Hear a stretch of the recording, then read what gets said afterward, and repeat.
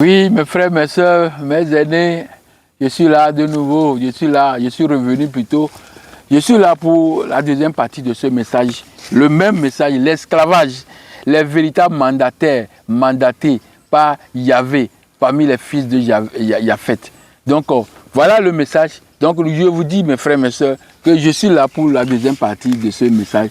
Donc, comme vous connaissez déjà le titre, nous sommes là pour la relecture macroscopique. Je vous demande de faire vos likes, de partager le message, de vous abonner. Si vous n'êtes pas encore abonné, abonnez-vous et laissez un commentaire. Je suis dans le message, je suis dans le réveil, ou bien le réveil est en marche. Le réveil ou bien réveil en marche, ça fait 3 mots. Ou bien je suis dans le réveil, ça fait 4 mots. Je suis dans le réveil, ça fait 5 mots. Donc, mais je préfère, vous pouvez écrire 3 mots. Réveil en marche, oui, c'est ça. Donc, je suis là pour la deuxième partie du message. Ce message, l'esclavage, les véritables mandataires mandatés par Yahvé parmi les fils de Japhet.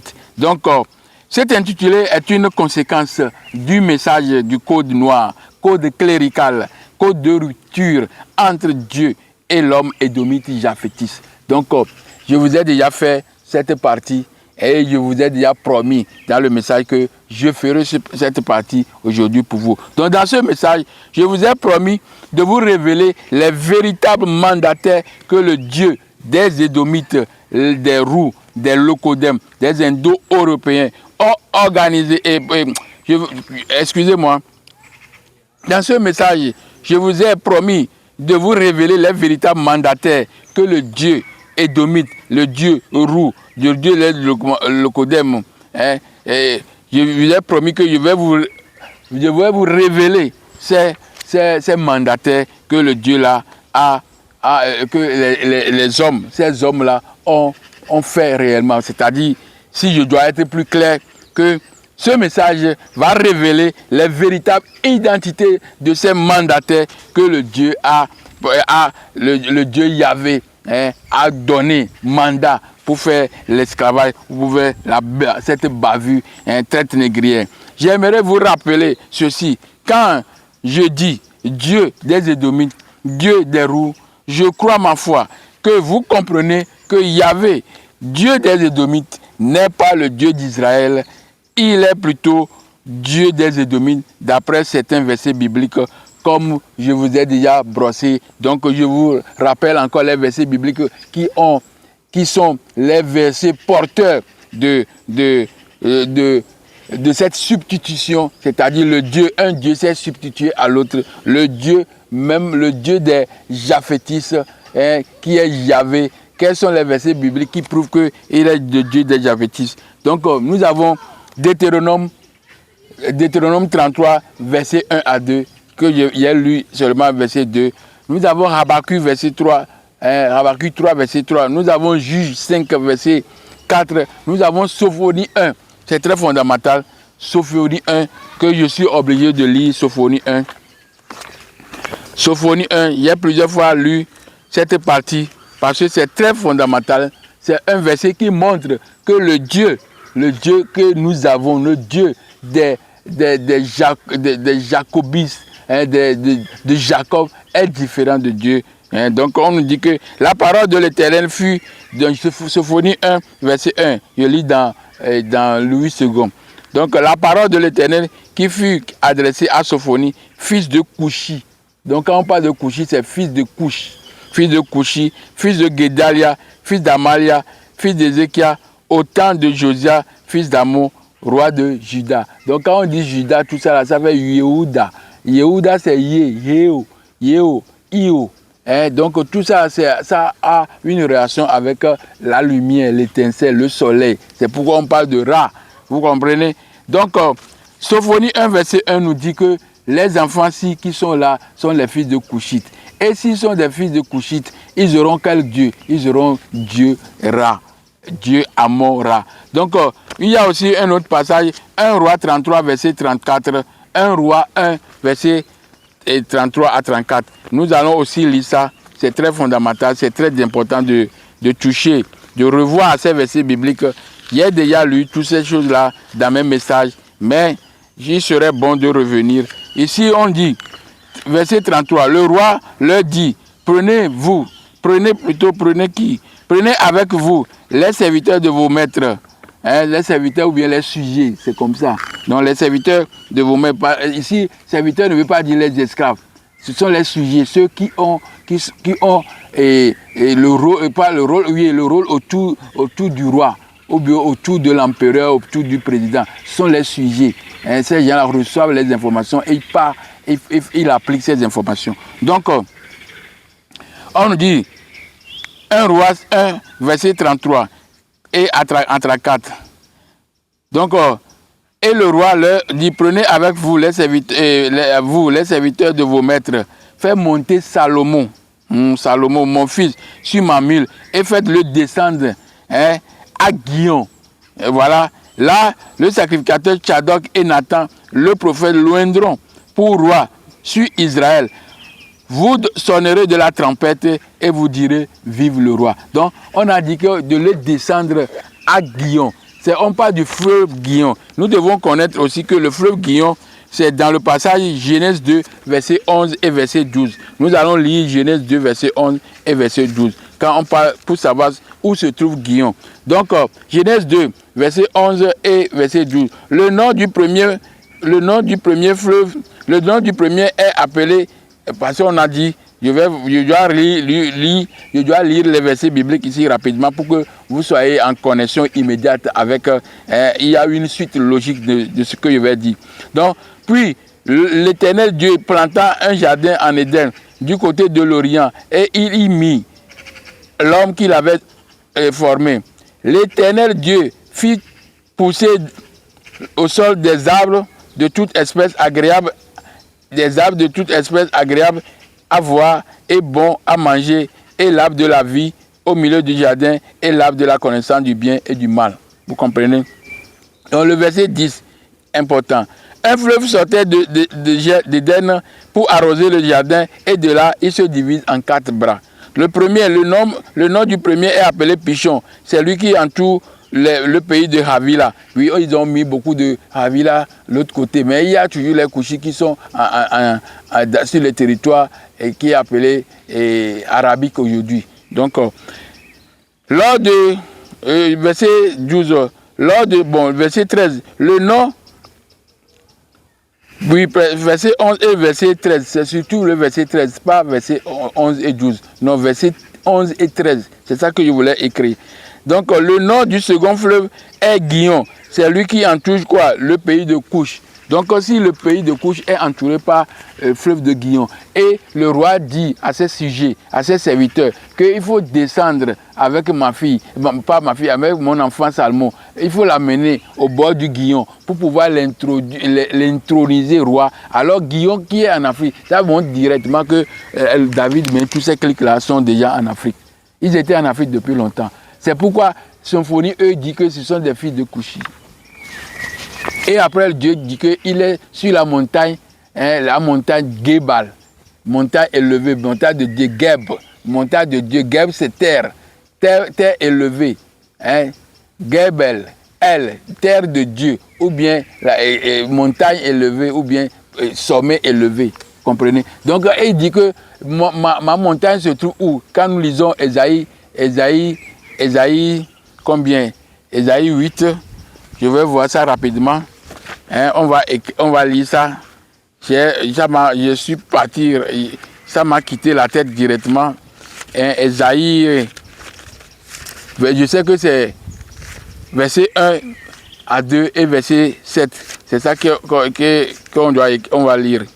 Donc, Ésaïe 18, je crois bien que c'est Ésaïe 18.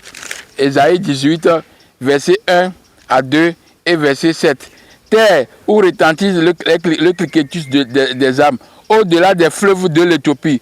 Toi qui envoies, on dit au-delà des fleuves de l'Éthiopie. Donc il y a une situation géographique. C'est pourquoi il a dit qu'il y a une vérité topographique. J'ai parlé de ça. Il y a une vérité géographique et topographique, ou bien géographo-topographique. Vous voyez, si vous m'expliquez, si vous me laissez faire cette création, hein, cette injonction plutôt sur ces deux noms. Donc, là, il y a une vérité vérité géographique et encore appelée encore topographique. Donc, il y a un quadrillage parfait que la Terre même a. C'est-à-dire les océans, la place des océans, la place des montagnes, la place des rivières, des bassins, des fleuves. Tout ça là sont des quadrillages de la Terre. Et ces quadrillages sont une vérité palpable. Donc on ne peut pas changer. On ne peut pas prendre un bateau qui est sur l'eau en Afrique et puis le déposer sur le mont Ararat. Alors que les animaux qui sont dedans, après on ne voit pas les animaux là-bas, là où le bateau s'est accosté. On ne voit même plus les animaux. Ces animaux sont des animaux de l'Afrique. Comment se fait-il que le bateau va aller là-bas et puis après les animaux, on ne les trouve plus là-bas? Ils sont rentrés tous en Afrique. Comment? Ils ont traversé l'eau ou bien la mer pour venir. Et ils ont pris bateau, les fleuves là. Quand les animaux sont arrivés là, ils ont pris bateau pour revenir. Quand ils sont arrivés en Afrique. Vous voyez, tout ça là sont des choses que nous devons comprendre. Donc je dis que le Dieu dit, hein, que le Dieu nous fait montrer que sa montagne sainte se trouve au-delà des fleuves de l'Éthiopie, dans Ésaïe 18, verset 1 à 2, verset 7. Là où les fleuves coupent les terres. Les terres sont traversées par des eaux, des grandes eaux. Et là où se trouve ma montagne sainte. Vous comprenez? Donc la montagne sainte-là est appelée Gebel. Vous comprenez? Ça, c'est en Afrique, dans les endroits de couche. Ouais. Mes adorateurs, mes dispersés viendront m'offrir, me donner mes offrandes au-delà des fleuves de l'Éthiopie. Et au-delà, c'est là-bas où se trouvent les enfants couchés, les Kamis. Donc, on parle de toute l'Afrique, mes frères. Donc, ici, ce verset nous dit directement que nous avons deux divinités ici. La première est le Dieu qui a organisé l'esclavage, qui a donné un mandat, le mandat, hein, le pouvoir. Le Dieu mandat et a mandaté d'autres là avec un mandat. Donc, ce sont des choses qui sont difficiles, mais c'est normal. Dieu est appelé mandat. Et l'ordre qu'il a donné est encore appelé mandat. Donc, je continue. Donc, c'est un verset biblique que je venais de dire, de vous donner. Deutéronome 32, verset 1 à 2, Habakkuk 3, verset 3, Juge 5, verset 4, Sophonie 1, verset 1, 1 Roi 1, 33 à 34, et Genèse 2, verset 11 et 13. Oui, c'est verset 13, 11 et 13. Donc, tous ces versets maintenant nous donnent quoi? Nous donnent qu'il y a un Dieu, qui est le Dieu des Édomites, et un autre peuple qui est apparu ici, est où? Ce peuple-là est dans les territoires de Couche, là où les fleuves traversent les terres, coupent les terres, vous comprenez? Donc, il y a aussi un peuple là-bas. Donc, le peuple-là, c'est le peuple-là qui a pour Dieu Amora. Et c'est le Dieu Amora qui réclame maintenant aux gens que vraiment, vous avez vendu mes enfants au fils de Javan. Ce n'est pas le Dieu Yahvé qui dit que vous avez vendu mes enfants au fils de Javan, non. Parce que les enfants de Javan là, sont des mandataires. C'est ça que nous allons voir. Donc nous sommes dans le message. Et je ne pourrais pas finir, parce qu'il y a beaucoup de versets, je ne pourrais pas finir, car il y en a plein de versets bibliques qui prouvent cela sans équivoque. À part ça, il y a aussi des preuves archéologiques qui collaborent bien cela, et surtout les preuves scientifiques. Voilà, les preuves scientifiques viennent aussi pour entériner. Et les religieux sont contre la science. Ils n'aiment pas la science. Quand tu le dis, la science est démon. Parce qu'ils savent que c'est seulement la science qui peut les démasquer. Parce que la science est liée à l'observation de la nature. C'est ça que je dis, une vérité topographique, géographo-topographique. Ce sont des évidences, ce sont des choses qu'on remarque dans la nature directement. Donc c'est pourquoi ils sont contre la science. Alors que la science, c'est l'explication de la nature dans laquelle nous vivons. Vous comprenez que ces gens-là, ils sont malades. Ils sont malades et ils sont très énervés quand tu leur parles de la vérité. Parce que la vérité, qu'eux-mêmes connaissent que c'est Dieu quand tu leur parles de la vérité, que tu es démon. Vous comprenez? Ce n'est pas une petite affaire. Hein. C'est que toute la personnalité de la personne, l'homme intérieur même est disparu, qui est Dieu même. Il y a eu une rupture. C'est pourquoi il y a parlé de rupture. Voilà. Donc, les preuves scientifiques sont venues pour prouver encore. Donc, où est mon truc là maintenant? Vous m'excusez? Vous m'excusez? Donc, je continue. Je continue, mes frères, mes soeurs. C'est un petit truc là qui est venu me déranger ici. Donc, veuillez m'excuser beaucoup. Mes lunettes, les verres sont mouillés. Donc, je dois nettoyer encore pour pouvoir bien voir. Vous m'excusez, mes frères, mes soeurs. Donc, je dis que ces versets m'ont obligé à faire beaucoup de messages pour vous expliquer cette affirmation que le Dieu des Édomites, Rou, le Kodem, le Dieu des Japhétistes, le Dieu des Indo-Européens, le Dieu des Blancs que nous appelons aujourd'hui est le Dieu Yahvé. Et le Dieu véritable des Israélites, Saraël, fils de Ra, voilà, est Amora. Donc nous avons deux dieux qui sont là. Donc voilà mes frères, ce n'est pas une petite affaire. L'esclavage, c'est une instruction que le Dieu a donnée. Donc je vous ai promis que nous allons faire d'abord les définitions de certains mots. Hein, voilà, ce sont les définitions qui vont nous aider à comprendre les choses là. Et je ne peux pas oublier pour vous donner comment le message doit se dérouler. D'abord, il faut finir comment le message doit se dérouler. C'est après ça que je vais entamer avec les explications. Donc, le premier point de ce message, le message dans lequel nous sommes, l'esclavage, les véritables mandataires mandatés par Yahvé parmi les fils de Japhet. Donc, définition, on va faire le premier point. Définition du nom de Yahvé, Japhet.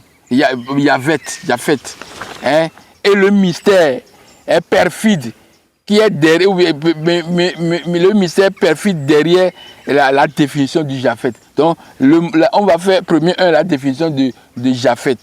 Et nous allons faire aussi, le deuxième point, nous allons faire le mandat ou le pouvoir. Donc, le mandat ou le pouvoir, c'est-à-dire, quand on parle de mandat, c'est celui qui donne le mandat qu'on appelle mandat, d'abord. Et maintenant, l'ordre qu'il a donné, on appelle cet ordre aussi mandat. Vous comprenez? Donc le premier est le pouvoir. Le pouvoir ou bien la charge. C'est-à-dire celui qui a le pouvoir, le mandat, c'est Dieu. Yahvé qui est le mandat. Et maintenant, les mandataires sont qui? C'est ça que nous allons comprendre au troisième point. Les véritables mandataires de cette bavure, de cette bavure, l'esclavage. Donc le troisième point, c'est ça. Donc dans tous ces points-là, nous allons faire la définition générale de tous les thèmes qui sont dans le message-ci, dans l'intitulé. Nous devons faire la définition du mot mandataire, le mot esclavage, le mot mandaté, le mot aussi Japhet. Vous voyez, nous allons faire les définitions ou bien on va essayer d'ouvrir, d'expliquer tous ces thèmes qui sont là-bas. Donc mes frères, le premier mot qu'on doit expliquer, c'est l'esclavage. Parce qu'on nous dit l'esclavage, les véritables mandataires mandatés par Yahvé parmi les fils de Japhet. Donc nous allons faire d'abord ces quelques définitions que j'ai dit dans le premier point. Donc l'esclavage, c'est un système socio-économique reposant sur l'exploitation d'êtres humains par autres hommes humains et qui ne fonctionne que sous la contrainte et la violence. Vous voyez, c'est la définition de l'esclavage. Donc, l'esclave est la racine du mot esclavage et c'est une personne qui n'est pas de condition libre. Il appartient à un prioritaire, plutôt à un propriétaire exerçant sur lui un pouvoir absolu. Vous voyez, l'esclavage dérive du latin médiéval sclavus, qui a donné naissance au français esclave. Ce terme désigne à l'origine le peuple slave Parce que nous avons il y a un peuple en Europe qu'on appelle slave. Donc c'est ces peuples-là qui étaient les initiateurs de l'esclavage. Parce que ces peuples-là aussi étaient le Codem. Mais ils sont devenus des esclaves de leurs frères. Vous comprenez? Tous les textes bibliques ne sont pas des textes hasardeux. Non, ce sont des textes bien planifiés pour faire un braquage spirituel. Donc, je continue, vous m'excusez d'utiliser ce mot braquage, parce que c'est le mot parfait pour ces instructions, ces venins qu'on a injectés dans l'esprit des gens. Donc, l'esclavage dérive du latin médiéval sclavus, qui a donné naissance au français esclave. Ce terme désigne à l'origine le peuple slave, le peuple slave. Ce peuple-là, c'est le peuple slave. Donc, ce mot esclavage a été construit sur le nom esclave, en ajoutant le suffixe ag, donc pour désigner l'état, la condition, le système social lié à la privation de liberté. Vous comprenez? Donc, à l'imitation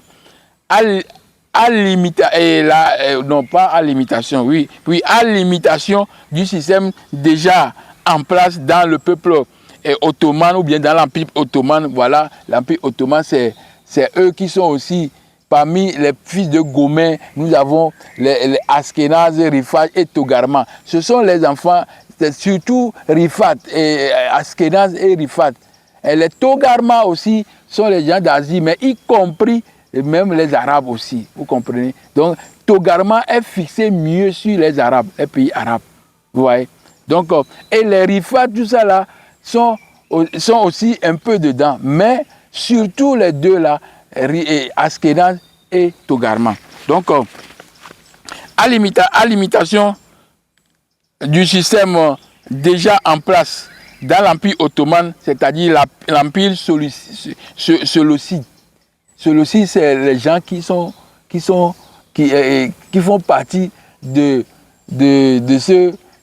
roi. Hein. Ce sont les généraux du roi qui ont un des généraux du roi de Macédoine, c'est-à-dire de la Macédoine, c'est-à-dire Alexandre le Grand. C'est un qui est appelé Séleucos.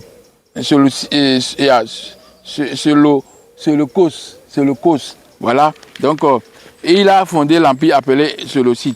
Donc, je dis que à l'imitation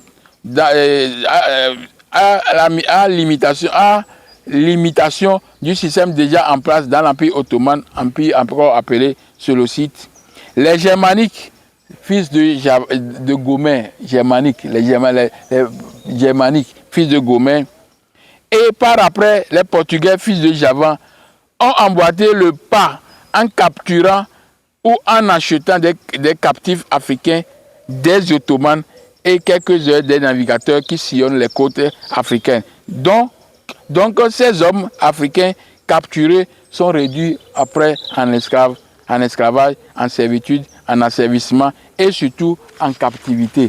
Ils sont devenus des captifs. Vous comprenez? Les gens qui sont partis capturés sur les côtes africaines, ils sont partis pour maintenant, ils sont devenus des esclaves. Les premiers esclaves, c'est eux.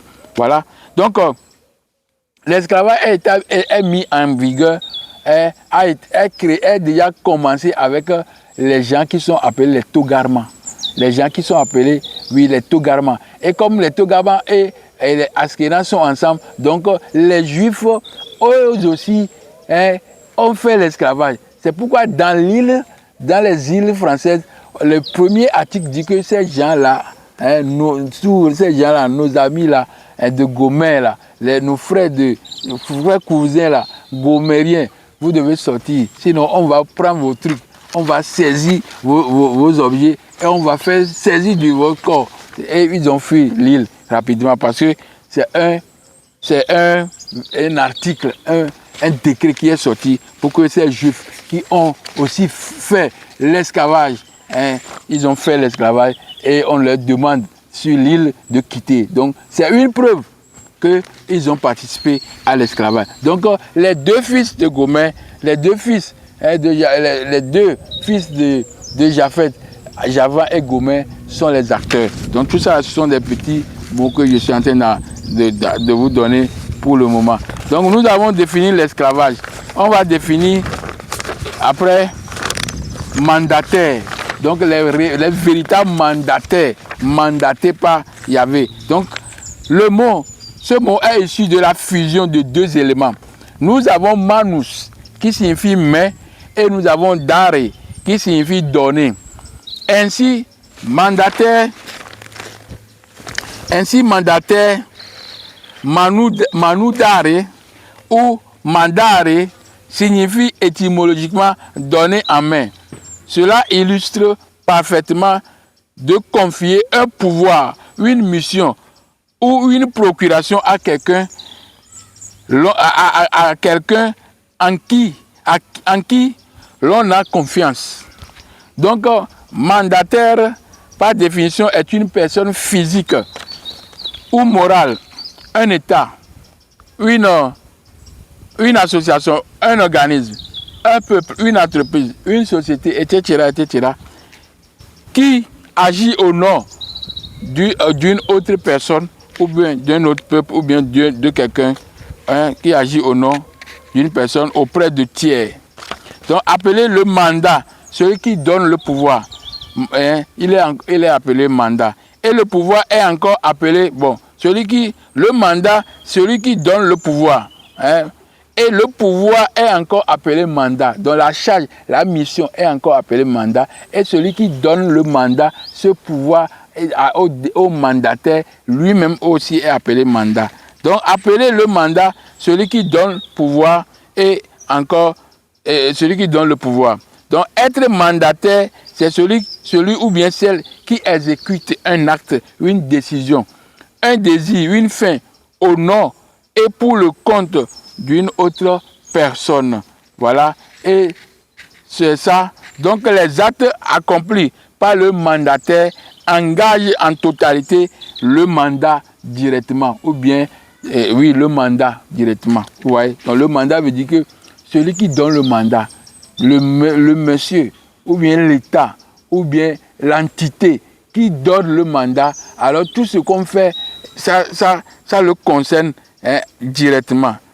Donc ça l'engage directement. Donc c'est pourquoi j'ai dit code noir, code clérical. Donc quand on parle de clérical, on parle de clergé. Et le clergé est en relation avec Dieu. Et le Dieu là est Dieu Yahvé, Dieu des Édomites. Vous voyez?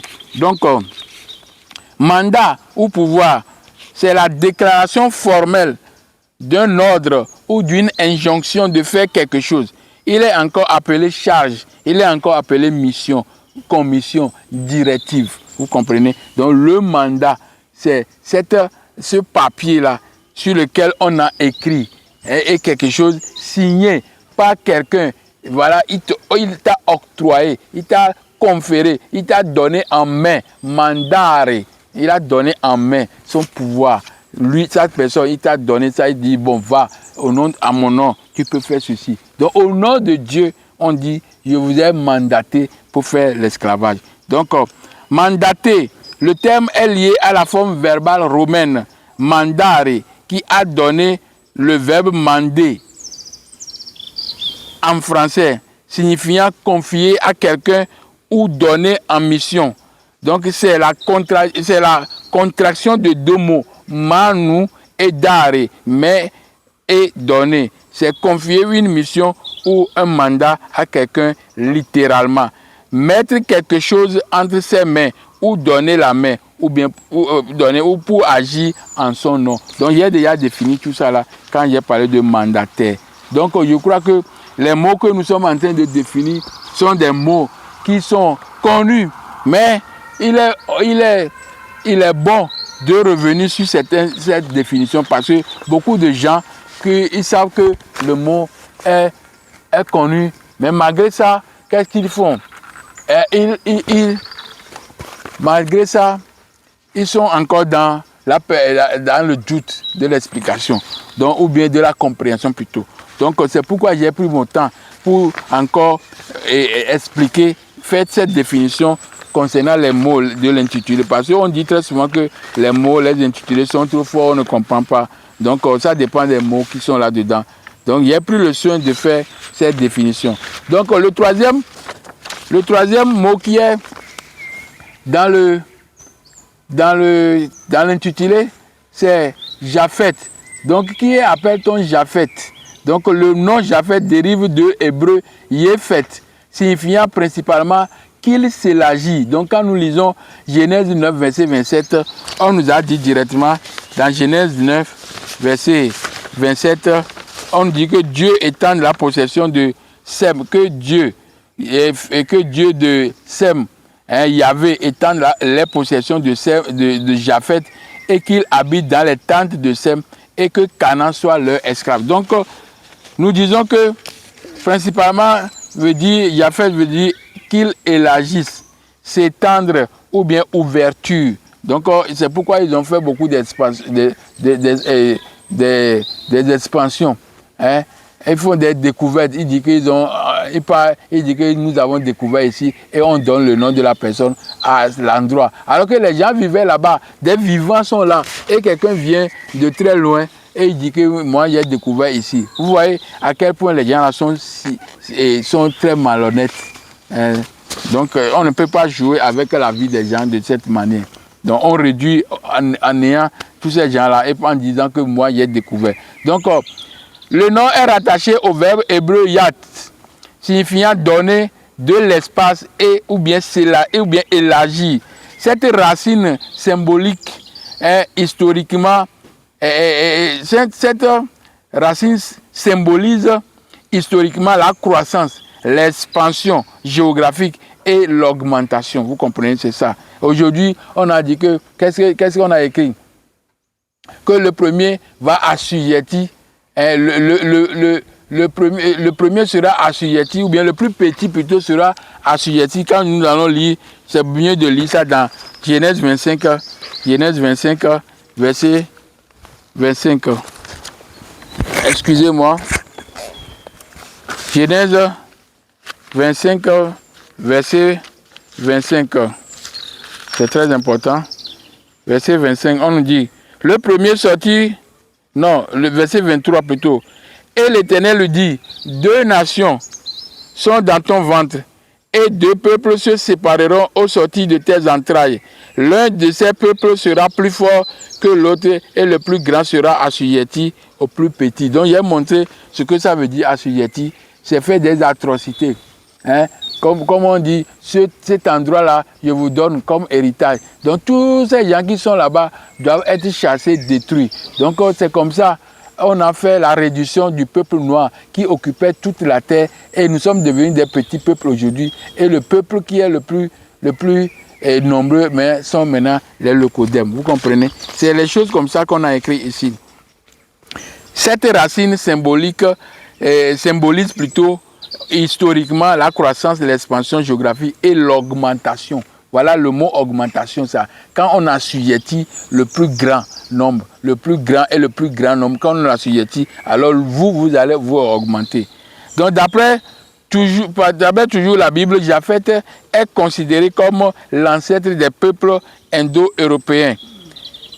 Ce peuple est diversifié, il n'est pas homogène.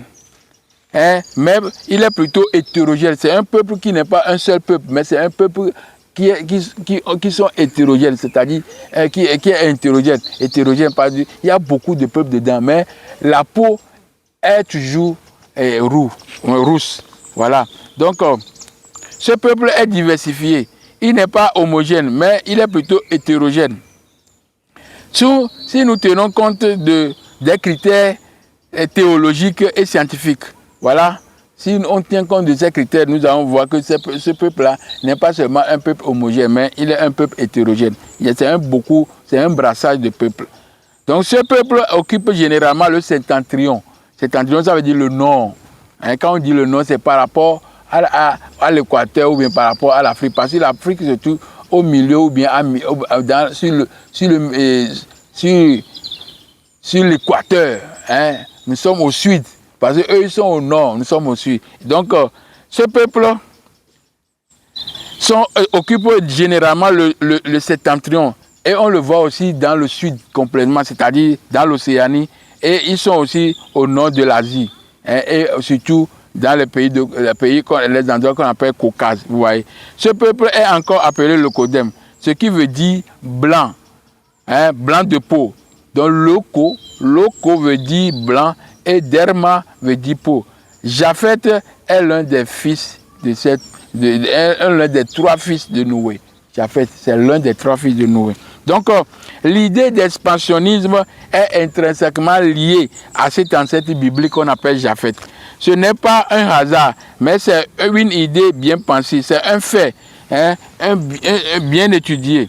Donc, c'est pareil pour le mot hébreu, le nom hébreu qu'ils ont aussi inventé, parce que le nom, je vous ai dit que l'hébreu, c'est pas des personnes, c'est pas des gens, des hommes, mais c'est une langue.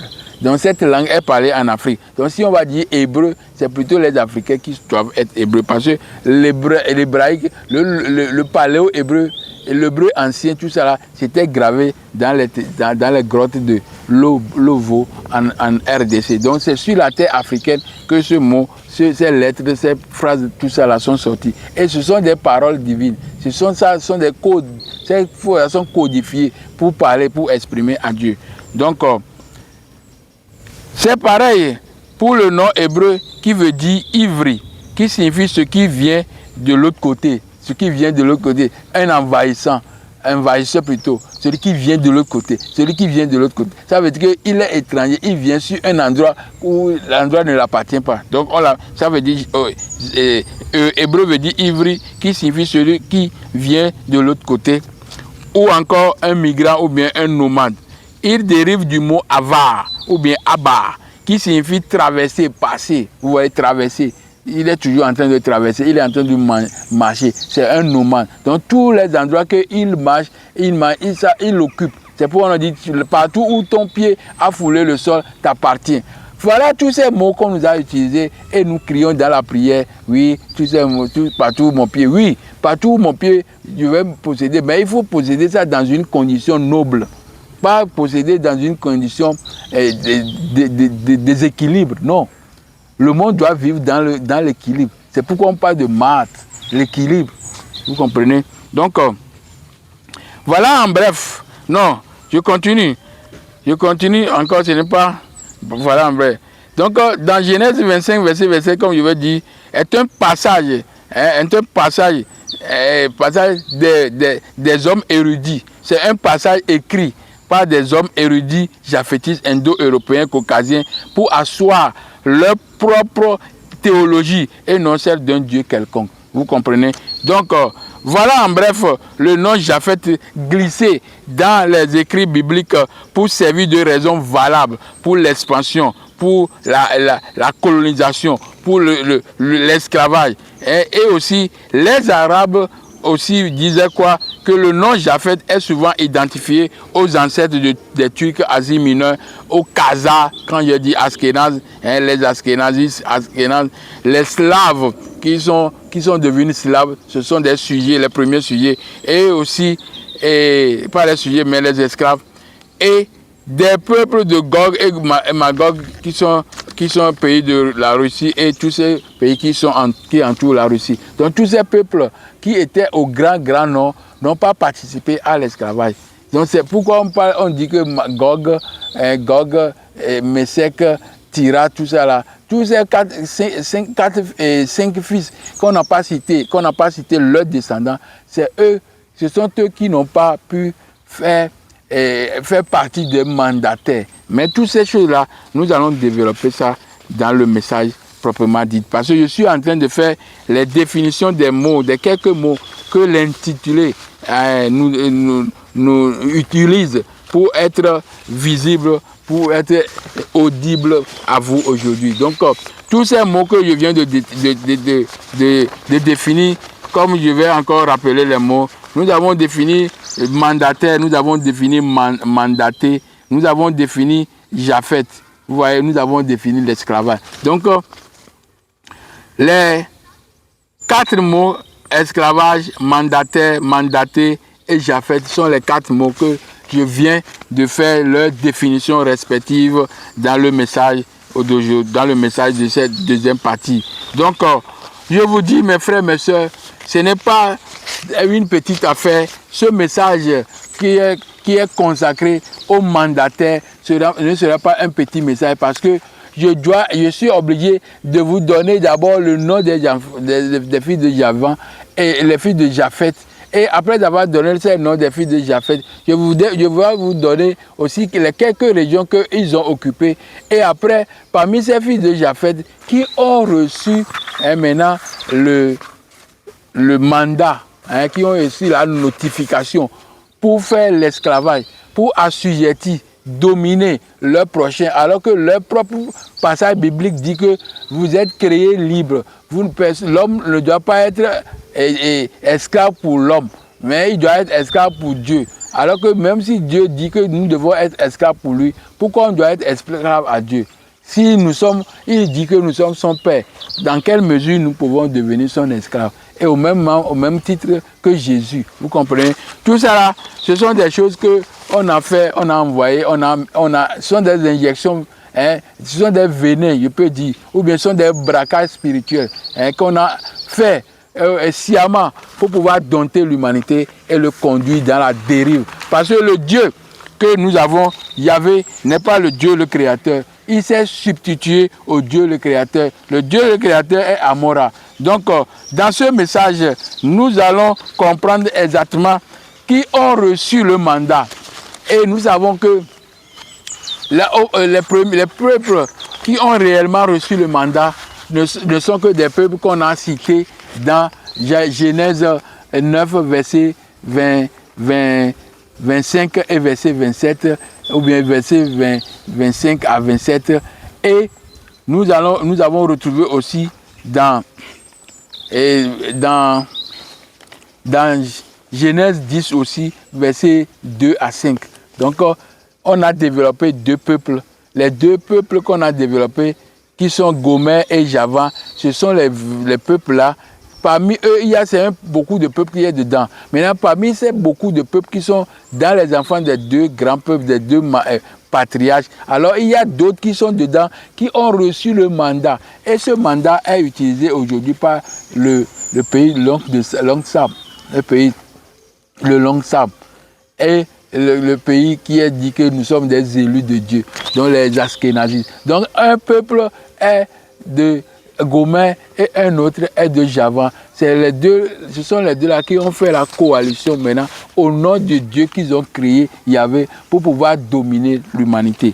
Donc les guerres que vous voyez aujourd'hui se passaient toujours depuis longtemps dans l'Antiquité. C'est pourquoi Sarkozy a dit que nous sommes les peuples les plus violents.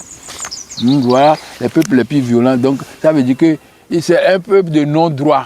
Un peuple qui a toujours une vie de guerre, une vie d'oppression. Parce qu'il est un maître absolu. Il doit vivre aux dépens des autres. Donc, dans le message de la fois d'hier, quand je vous ai invité, je parlais que l'esprit n'a pas besoin de langage. Mais je n'ai pas bien parlé. C'est l'esprit n'a pas besoin de quel langage. Quel langage, c'est-à-dire quelle langue? Parce qu'il y a la langue que les dieux, les vraies divinités peuvent écouter, c'est les langues africaines. Et nous pouvons compter Yoruba, nous pouvons compter d'autres peuples. Notre peuple sur l'Afrique côtière, là-bas, nous parlons Yoruba. Pour exprimer à Dieu vraiment, c'est dans Yoruba. Mais il y a d'autres langues dans lesquelles la langue hiéroglyphique qui s'est débridée dans d'autres langues africaines. Donc c'est tout ça là qu'on utilise pour parler à Dieu. Donc l'esprit, si je dois faire ce message, je dois faire ça dans notre langue, parce que c'est la langue africaine qui est une langue qui est proche de la divinité. Et parmi ces langues africaines, certaines langues sont nécessaires quand on fait des initiations, vous comprenez. Donc, mes frères, mes soeurs, mes aînés, je vous demande de liker le message, de liker la vidéo, partagez la vidéo, faites vos cœurs. Quand on voit sur TikTok, tout ça, faites vos cœurs, faites vos mains pour liker et faites un partage en grand nombre pour que le message arrive sur les plateformes. Donc, je vous demande encore, mes frères, que la journée est ensoleillée. C'est le retour de la lumière, de l'énergie, de l'intercelle. C'est une vie qui est en force en nous encore, car le monde est créé à l'image de Dieu. Le monde est une lumière que nous devons protéger. Et quand la lumière s'assombrit, alors ceux qui doivent bénéficier de cette lumière aussi ont une vie assombrie. Donc je vous demande que soyez éclairés, cherchez la lumière pour que aucune ténèbre ne fasse un blocage entre vous et les dieux. Il ne faut pas qu'il y ait une rupture entre toi et votre Dieu. Car le Dieu, l'Éternel invisible, est dans l'homme. C'est l'intérieur, c'est l'homme intérieur qui est Dieu. Et nous ne devons pas rompre le cordon entre cet homme intérieur qui est Dieu, qui possède la lumière, l'intercès, qui possède le pouvoir, le mouvement. Voilà. Donc, je m'arrête ici en espérant de vous revoir le dimanche prochain et à bientôt, mes frères, mes sœurs.